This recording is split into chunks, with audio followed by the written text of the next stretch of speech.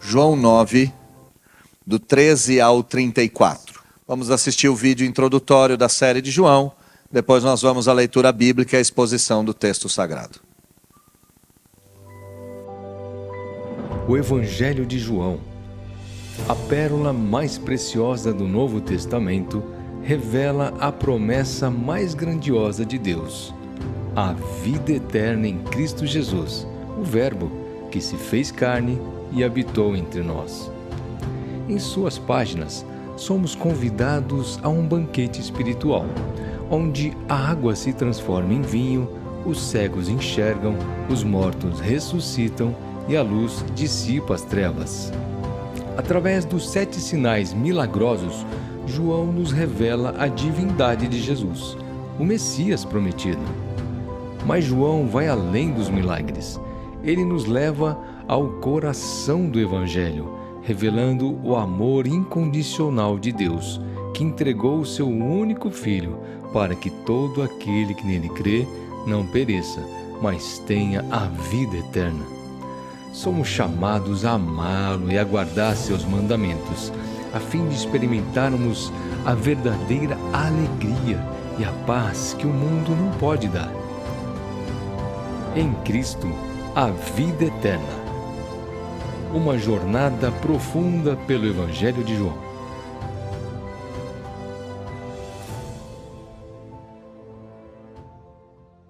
Está escrito assim: levaram, pois, aos fariseus o que dantes fora cego.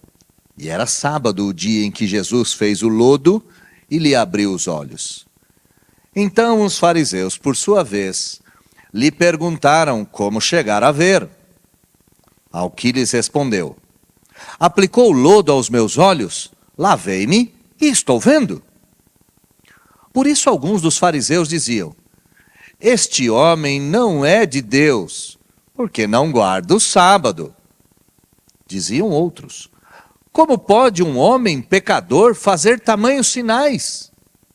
E houve dissensão entre eles.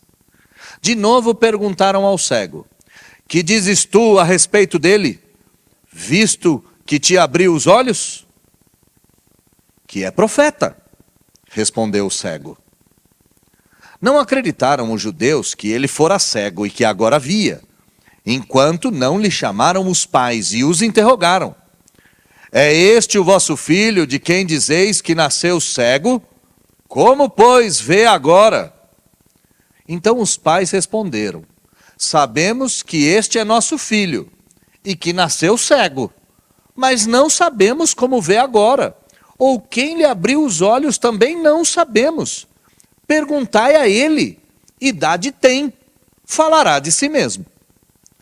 Isso disseram seus pais porque estavam com medo dos judeus, pois estes já haviam assentado que, se alguém confessasse ser Jesus o Cristo, seria este expulso da sinagoga. Por isso é que disseram os pais: ele tem idade, interrogai-o.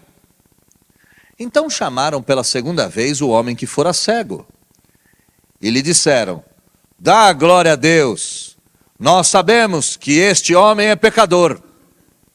O cego retrucou: se é pecador, não sei. Uma coisa sei, eu era cego e agora vejo. Perguntaram-lhe, pois: que te fez ele? Como te abriu os olhos? Ele lhes respondeu: já vô-lo disse, e não atendestes. Por que quereis ouvir uma segunda vez? Porventura, quereis vós também tornar-vos seus discípulos? Então o injuriaram e lhe disseram: discípulo dele és tu, mas nós somos discípulos de Moisés. Sabemos que Deus falou a Moisés, mas este nem sabemos de onde é. Respondeu-lhes o homem: nisso é de estranhar que vós não sabeis de onde ele é, e contudo me abriu os olhos. Sabemos que Deus não atende a pecadores, mas pelo contrário, se alguém teme a Deus e pratica a sua vontade, a este atende. Desde que há mundo, jamais se ouviu que alguém tenha aberto os olhos a um cego de nascença. Se este homem não fosse de Deus, nada poderia ter feito. Mas eles retrucaram: tu és nascido todo em pecado e nos ensina a nós? E o expulsaram da sinagoga. Feche seus olhos, vamos orar. Senhor, obrigado por esse culto maravilhoso até agora, um culto cheio da sua presença, louvado seja o Senhor. Pedimos que o Senhor fale conosco por meio do texto sagrado e que a gente saia daqui transformado pela sua palavra. Usa-me mais uma vez, Senhor, é o que eu lhe peço, orando em nome de Jesus. Amém. Nem todo mundo fica feliz quando um milagre acontece. Nem todo mundo celebra quando Deus muda uma história. Para alguns, o problema nunca é a cura, mas é o método. O problema não é o milagre, mas o dia em que ele aconteceu. O texto que nós temos diante de nós revela que os olhos dos religiosos estavam mais fechados do que os olhos do cego antes de ter sido curado.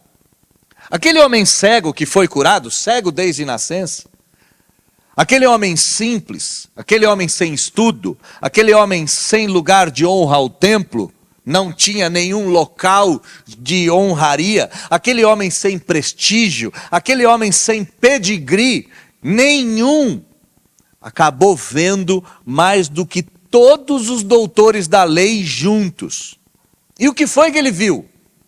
Ora, ele viu Jesus, ele viu a graça, mas ele também viu a hipocrisia, ele viu a falsidade, ele viu a mentira.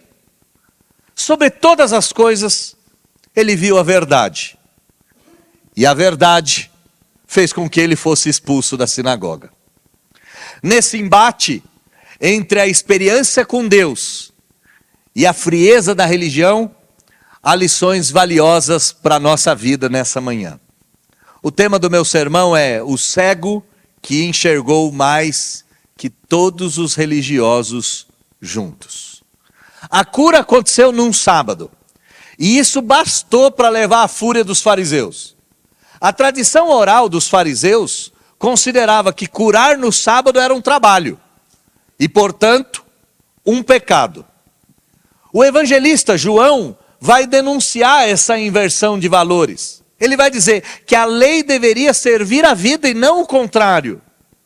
Mas os fariseus, representantes de uma religião cega e engessada, preferiram atacar Jesus do que reconhecer a evidência de que o Messias estava entre eles, de que Deus estava operando no meio deles.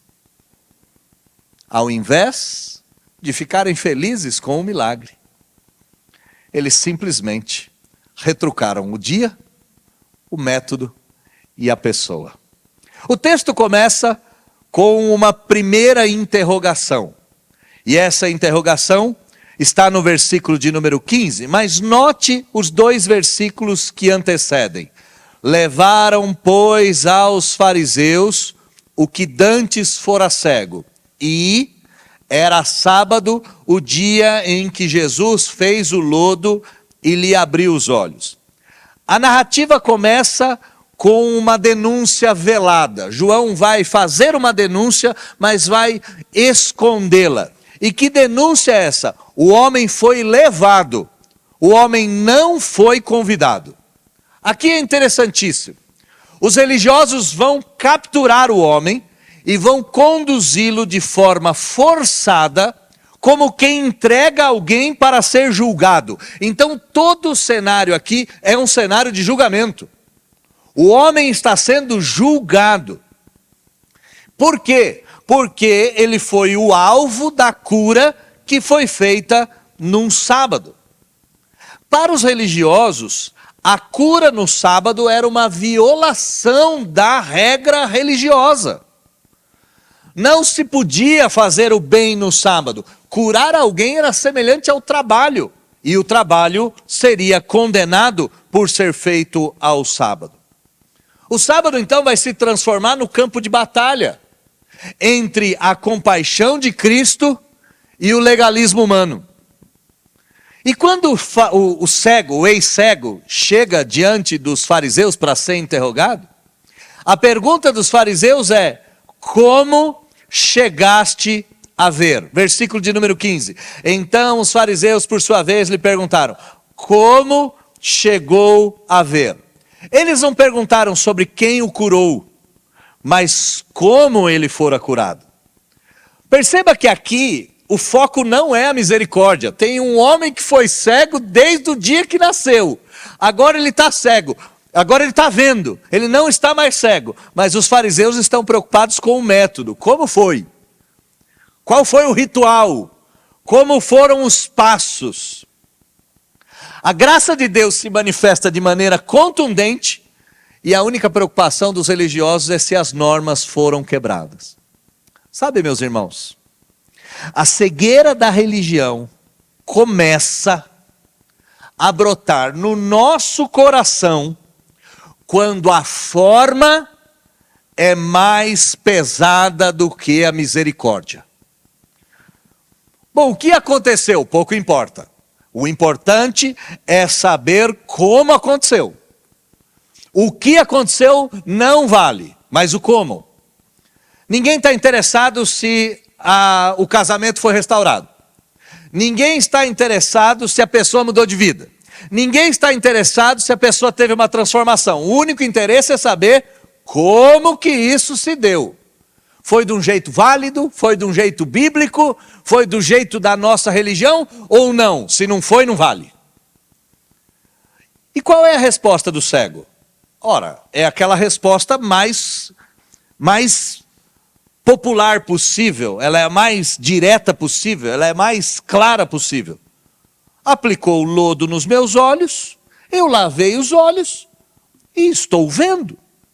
A resposta não tem enfeite nenhum, ele falou a verdade com simplicidade. Ele cuspiu no chão, fez barro, colocou no meu olho, mandou eu me lavar no tanque de Betsaida, eu fui até lá e agora eu estou vendo. Não tem teologia, não tem sofisticação, não tem rebuscamento de palavras, é só um testemunho, dizendo, ele cuspiu no chão, pôs o meu olho, eu lavei, e agora eu estou vendo. E aqui nós temos que enxergar que quem viveu o milagre não precisa de argumento complicado. Não precisa. Quem viveu a transformação diz, eu era cego, mas agora eu vejo. E é só. Não se tem que florear, porque o milagre é mais importante do como. Porque a coisa é mais importante que o método. Agora, a grande dificuldade, meus irmãos, é que muitas vezes eu e você estamos mais preocupados com a forma do que com o fruto. Às vezes a gente ouve dizer que alguém foi transformado pelo Evangelho e a gente já olha com desconfiança, dizendo, tá bom, mas qual igreja ele foi? A gente já olha isso com um certo julgamento de superioridade. E é muito complicado, porque isso que às vezes paira no nosso coração pode chegar até a nossa igreja. De repente, a nossa igreja pode valorizar mais os julgamentos, os regulamentos, do que o agir surpreendente da graça. Às vezes, a nossa igreja, ou as igrejas, podem deixar de se incomodar com o pecado e passar a se incomodar com o modo e o jeito com que as coisas acontecem. O cego aqui não está preocupado com modo nenhum. O cego experimentou o milagre, e ao experimentar o milagre, ele testemunha. E note que o testemunho do cego vai gerar uma certa divisão nos corações. Olha comigo o versículo de número 16 e 17. Por isso, alguns fariseus diziam, esse homem não é de Deus, porque não guarda o sábado. Mas outros diziam, como pode então um pecador fazer tamanhos sinais? e houve dissensão entre eles. O milagre gera divisão na cabeça dos fariseus. Por quê? Porque você tem a teologia confrontada com a realidade. A realidade é que esse homem era cego e agora vê. Mas a religião dizia que no sábado não podia. Dizia que pecador não pode fazer sinais, logo, se Jesus faz sinais e é homem, ele é pecador. E então eles chamam o cego mais uma vez. Versículo de número 17. De novo perguntaram ao cego: que dizes tu a respeito dele, visto que te abriu os olhos? O que você tem a dizer sobre ele? O cego é extraordinário aqui, né? O cego é espetacular, o ex-cego, porque aqui ele já não é mais. Ele olha para os fariseus e diz: ora, é profeta. Quem é ele? Profeta. Lógico que é profeta. Só profeta faz isso. A ideia aqui é que está na cabeça dele Elias, Eliseu. Está na cabeça dele os profetas e os milagres dos profetas. O homem curado não recua. E saiba disso, meu irmão. Um homem transformado por Jesus não recua. Custe o que custar, ele não recua. E o cego aqui não recua. Ele olha e fala: é profeta. O cego entendeu que a graça é mais poderosa que a religião. O cego entendeu que a revelação de Deus pessoal, a transformação que ele estava experimentando, é muito superior do que a teologia estéril. E aqui nós temos o resultado disso. Quando a verdade invade a tradição, ela destrói a tradição inteirinha. Ela faz com que a tradição caia em frangalhos. Nós devemos olhar para esse cego e invejá-lo de forma santa. Por quê? Porque diante da oposição nós temos que olhar e responder como ele. Quem é Jesus? É um homem de Deus. É isso que ele está dizendo. Eu e você não podemos nos acovardar e não podemos negar aquilo que os nossos olhos estão vendo, mesmo que haja oposição contra nós. Bom, o ceticismo nunca vai aceitar o milagre. E mesmo o cego dizendo tais coisas, a religião vai arrumar um jeito de tentar driblar o milagre. Olha o que os judeus, os fariseus, os religiosos vão fazer. Versículo de número 18 e 19. Não acreditaram os judeus que ele fora cego e agora via. Bom, não tem como negar que esse homem está dizendo que Jesus o curou. Vamos negar que ele é doente. Vamos negar que ele tenha sido cego. Vamos fazer o seguinte: vamos chamar os pais e vamos interrogar os pais. Olha como a cena está se desenrolando.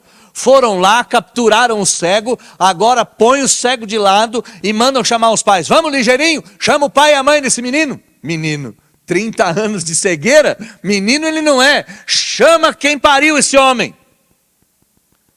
E eles começam a interrogar: é este o vosso filho, de quem dizeis que nasceu cego? A pergunta é tão nojenta, ela dá tanta raiva, porque já coloca os pais como mentirosos. Este é o cego a quem vocês dizeis que era cego? Como, pois, ele vê agora? Conta a verdade. Conta para nós que ele nunca foi cego. Conta para nós. Isso é bobagem. Nunca foi cego. O que a religião está fazendo é colocar o milagre sob suspeita. A incredulidade, ela está tão enraizada nos judeus, nos fariseus, nos religiosos, que nem os fatos evidentes são levados em conta. Ora, todo mundo sabia que aquele homem era cego. Quantas vezes aquele homem não foi visto pedindo esmola durante tantos anos? A gente precisa trazer algumas cenas na nossa cabeça. Eu sou de Jundiaí. E Jundiaí tinha uma figura chamada Maria dos Pacotes. A Maria dos Pacotes andava para cima e para baixo, cheia de pacote. Em Jundiaí tinha vários. Jundiaí tinha o Babi, que imitava o Michael Jackson. Tinha o Pantera, que vendia pipoca. Jundiaí tinha o João Louco, tinha um monte desses. Todo jundiaense conhece essas figuras. Eu sou jundiaense, eu nasci lá. E se você nasceu em alguma cidade, em algum bairro, sempre tem algum louquinho conhecido, um mendigo conhecido, alguém que tem algum problema conhecido. Meus irmãos, esse homem é cego desde nascença. Quem não conhecia esse homem nessa cidade? Quem não conhecia esse homem nessa cidade? Todo mundo conhecia. Só que a religião cega, ela não está preocupada em investigar para aprender nada. Ela só investiga para invalidar.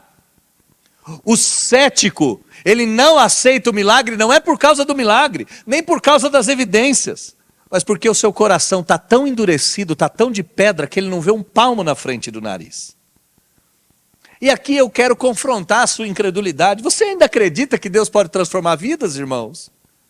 Você ainda acredita que Deus pode mudar aquilo que parece improvável?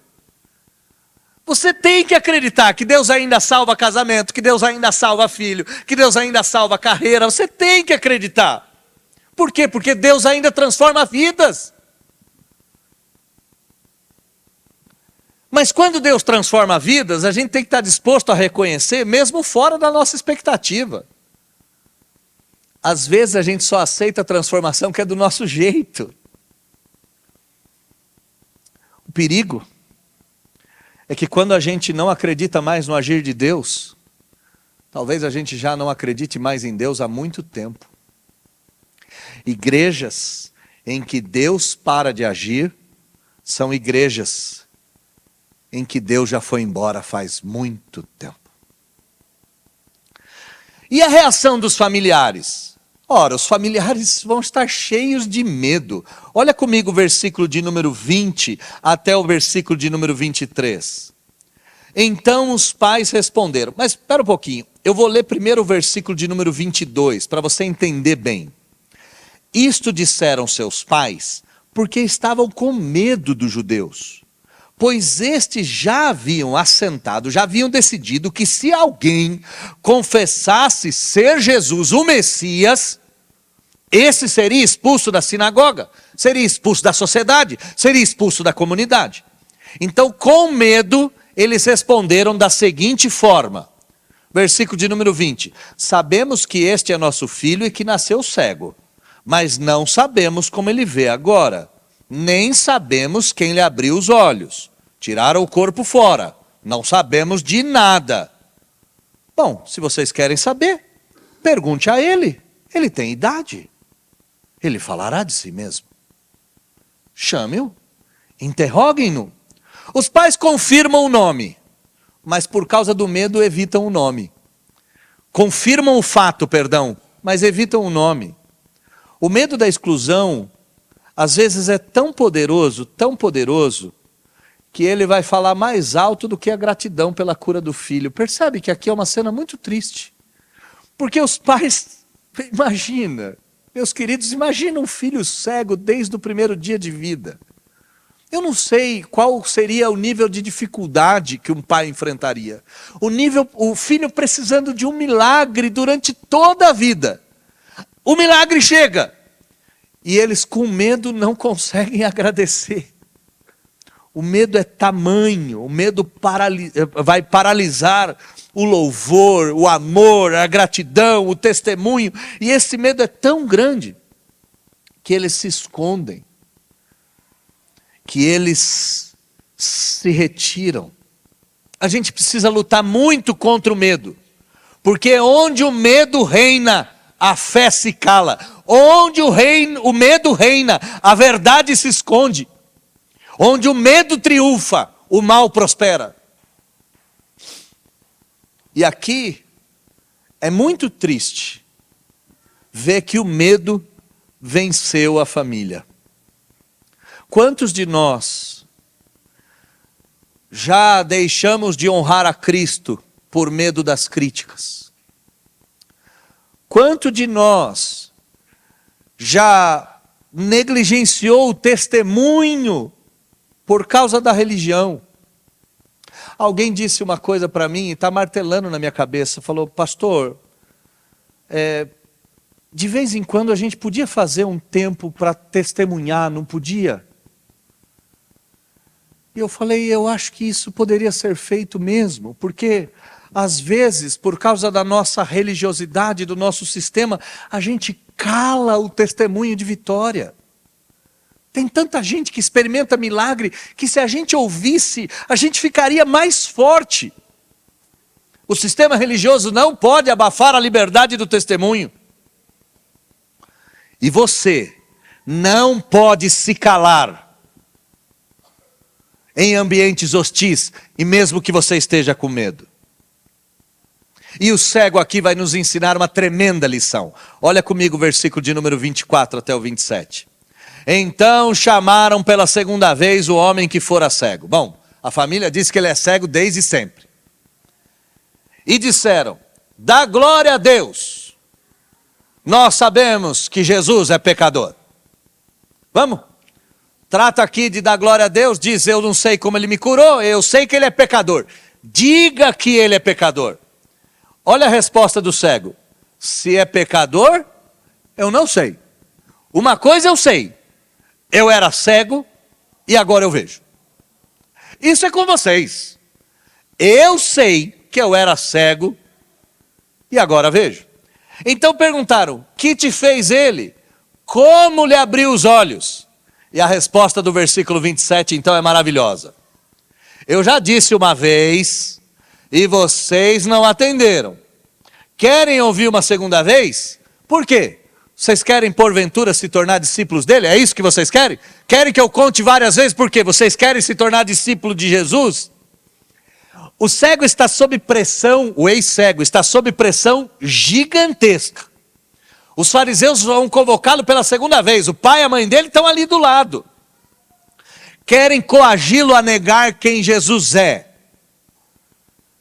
Eles estão dizendo: diga que Jesus é um impostor. Mas quanto mais eles insistem, mais ousadia e até uma pitada de senso de humor e ironia sai do cego. É lindo isso, porque o cego está ficando como um gigante. O homem que estava no canto sem nome, agora é uma fortaleza inexpugnável. E ele olha para aquela turba de religiosos e diz: vocês querem virar discípulo dele? É isso? Querem também experimentar o milagre? Parem de se fazer de fortes, se rendam então. A resposta dele humilha os arrogantes e exalta a glória de Deus. A fé verdadeira, ela triunfa sobre a hostilidade. O homem que era cego agora enxerga, e com essa visão transformada, agora ele fala. E por que ele fala? Ora, meus irmãos, porque quem viu a luz nunca mais se curva à escuridão. Quem viu a luz nunca mais se dobra à escuridão. O cego aqui é o maior evangelista dessa história. Poderoso, destemido, audaz. E isso muda alguma coisa da cabeça dos religiosos? Muda nada. Olha o versículo de número 28 e 29. Então o injuriaram. Aqui a ideia de injuriar, de proferir injúrias para ele. Os judeus e os fariseus são muito teatrais nos seus atos. Então aqui eles começaram a jogar poeira para cima, cuspir no chão, bater no peito, xingar ele. Eles começaram a fazer um teatro. A ideia aqui de injuriar é jogar terra sobre ele, é dizer, é proferir insultos, impropérios. Versículo 18: discípulo dele és tu, nós somos de Moisés. Aí eles ficam limpinhos de novo, né? Nós sabemos que Deus falou por Moisés. Esse aí, a gente nem sabe onde é. Discípulo desse só pode ser você, que não tem eira nem beira. Você que não tem nome nem sobrenome. Nós não.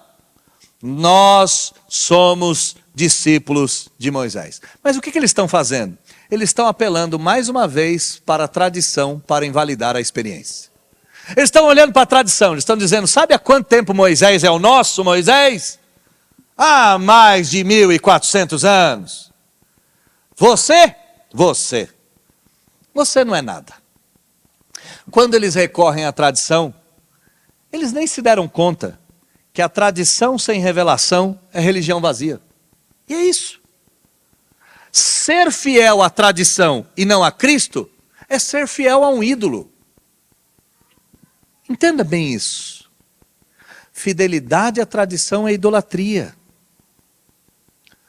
O cego aqui está testemunhando de Cristo, mas a religião que idolatra métodos, que idolatra dias, que idolatra nomes, não é capaz de dar um passo. Meus irmãos, sabe o que tinha que estar acontecendo com esse texto aqui? Eles tinham que fazer uma grande festa, porque esse homem era cego, agora vê. O que tinha que estar acontecendo aqui? Eles tinham que estar abraçados, cantando e dançando. Mas a religião é assim. A religião não se alegra, a religião não se dobra, a religião se apega às suas tradições e ali ela fica. Mas contra ela tem um testemunho inamovível. Olha o versículo de número 30 a 33. Eles esqueceram que o cego não foi transformado pela religião, mas foi transformado por Jesus. E aqui, o cego se levanta. Versículo de número 30. Respondeu o homem: é muito de se estranhar que vocês não sabem de onde ele é. É como se ele dissesse, isso eu já sei que vocês não conhecem ele. Vocês não sabem nada dele. Mas estranha porque vocês são os religiosos. Vocês tinham que saber quem ele é. Mas o que eu sei foi que ele me abriu os olhos. E aqui todos nós sabemos, é o cego dizendo para os fariseus, o cego ensinando teologia para os fariseus. Todos nós sabemos que Deus não atende pecadores. Mas pelo contrário, se alguém teme a Deus e pratica a sua verdade, este Deus atende. Ele está dizendo, Jesus é obediente a Deus. Ele está obedecendo a Deus, não vocês. Desde que há mundo, irmãos, às vezes o argumento mais natural é o argumento mais teológico. Desde que há mundo, jamais se ouviu que Deus tenha aberto que alguém tenha aberto os olhos de um cego de nascença. Nunca se ouviu essa história. Se esse homem não fosse de Deus, não poderia ter feito nada. O versículo de número 30 mantém o jeitão irônico do ex-cego. Como é possível vocês não saberem? Como é possível vocês não conhecerem? A pergunta aqui é uma pergunta retórica. Lógico que vocês sabem. Vocês não são ignorantes. Vocês são incrédulos. No versículo de número 31, ele vai dizer, vocês sabem da verdade. Deus não ouve pecadores. Ele ouve aqueles que o temem. E no versículo de número 32, então, é contundente. Jamais se ouviu que um cego de nascença voltasse a enxergar. É sem precedentes. É algo único, só pode ser um sinal de Deus. E no versículo de número 33, ele encerra, né? É a cereja do bolo. Se Jesus não fosse de Deus, ele não teria poder para realizar esse milagre. Interessante que a teologia sólida do ex-cego é vinda de alguém que não tem formação religiosa, mas é vinda de alguém que tem relação transformacional. Isto é, a única relação que ele teve foi a transformação que ele viveu. Como é que a história vai terminar? Bom, a história vai terminar com a rejeição final do cego. Versículo de número 34, responderam eles ao cego, tu nasceste todo em pecado. Lembra do início do sermão do domingo passado? Quem pecou? Ele ou seus pais? Qual era a teologia da época? Causa e consequência. Se alguém é cego é porque ele pecou. Mas como ele é cego desde nascença, quem pecou foi o pai. Então os fariseus vão olhar, você nasceu todo em pecado, é todo lascado. Ensina a nós. Provavelmente cuspiram no chão mais uma vez. E expulsaram o homem da religião, da sinagoga. Expulsaram o homem do judaísmo. Colocaram o homem para fora do judaísmo. Incapazes de responder com argumentos. Os fariseus apelaram para o preconceito. Desqualificaram o homem por causa da sua origem. Assumiram a postura de superioridade. Limparam o peito. Excluíram o homem. E seguiram a vida. Mas aqui há uma ironia. Ser expulso do sistema é muito leve quando se é acolhido por Cristo. E a exclusão dos homens pode ser o caminho para a inclusão com Cristo. Grava bem isso. A exclusão dos homens pode ser o caminho para uma nova identidade, para uma nova finalidade, para uma nova conclusão. Falando em conclusão, concluo o meu sermão. O homem passou a vida inteira na escuridão. Foi marginalizado, foi ignorado, foi rotulado como maldito por não ser cego. Viveu de esmolas, sobrevivia às margens do templo. Estava fora da luz e da dignidade, estava fora de tudo. Mas quando Jesus passa, tudo muda. E o que era lama, vira cura. O que era marginal, vira testemunha. O que era invisível, passa a enxergar com os olhos da alma. E essa alma desperta, enfrenta. A alma desperta, enfrenta os fariseus. O cego perde o medo. Quantas vezes com medo de apanhar? Quantas vezes com medo de receber alguma coisa danosa e nociva? Quantas vezes com medo de ser conduzido ao abismo? Agora, ele não tem mais medo. Não tem teologia nenhuma, não tem formação nenhuma, mas tem a convicção de quem Jesus é e da cura. E quando a gente tem convicção de quem curou, a gente encara qualquer tribunal. O homem cego viu mais do que todos os homens que estavam ao redor. E o que foi que ele viu? Ele viu o Salvador. É verdade que ao ver o Salvador, ele foi expulso, mas ele viu. Ele viu Jesus, ele viu a verdade, ele viu a hipocrisia. Ele se manteve fiel. É interessante aqui que ele perde o templo, e ele perde o templo, mas ele ganha a presença. Ele perde os homens, mas ele ganha Deus.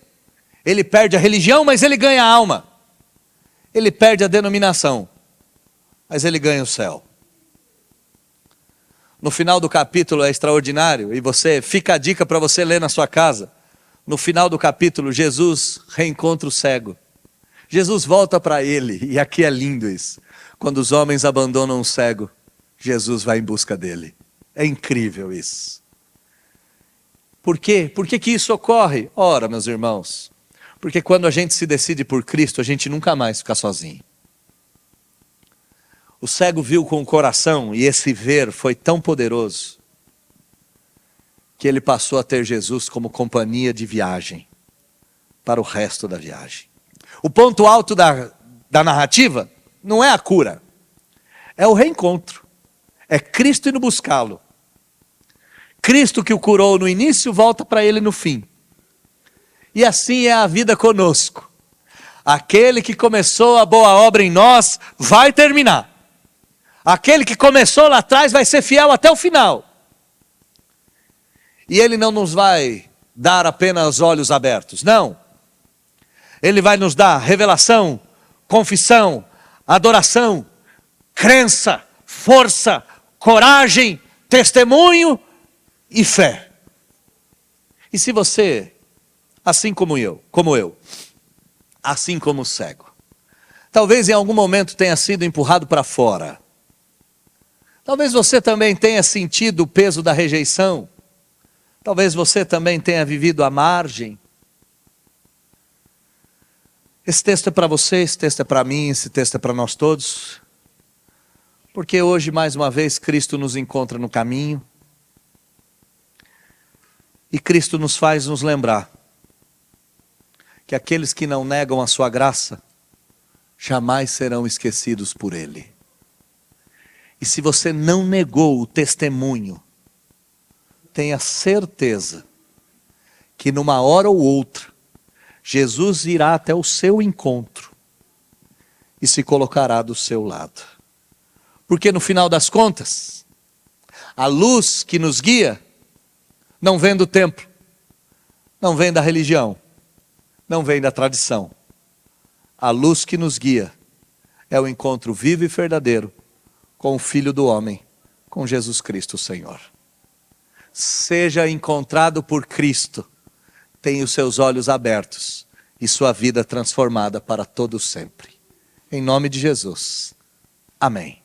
Feche seus olhos, vamos orar.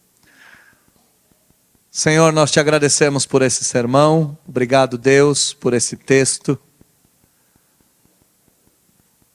Que o testemunho do ex-cego enche o nosso coração de coragem para continuarmos na caminhada que o Senhor mesmo nos deu. Não nos deixe naufragar, não nos deixe fraquejar. Nos mantenha firmes, mesmo que sejamos interrogados, que os nossos sejam, e que sejamos expulsos. Está tudo certo. Se o Senhor estiver conosco, enfrentamos 1000 batalhas, como se não fossem nenhuma. Muito obrigado por tudo. Eu te amo cada vez mais. E sou grato ao Senhor. Te adoramos, em nome de Jesus. Amém.